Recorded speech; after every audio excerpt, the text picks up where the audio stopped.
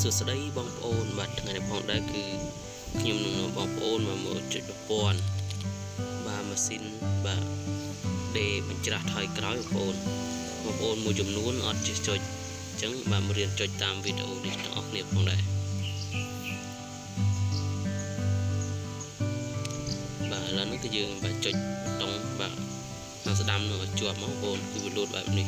តើមកចុចខាងឆ្វេងដើម្បីទៅឡើងលេខទៅរកលេខថយក្រោយបងប្អូនបាទគឺយើងចុចលេខ5ហើយចុចបិទតាមនឹងដែរ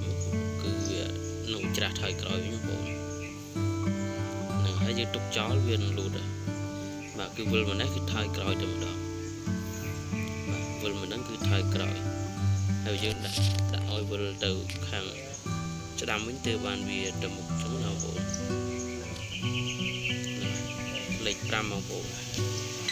គឺយើងចុចតាមនឹងតែម្ដងបាទចុចបែបហ្នឹងបាទគឺវាវិល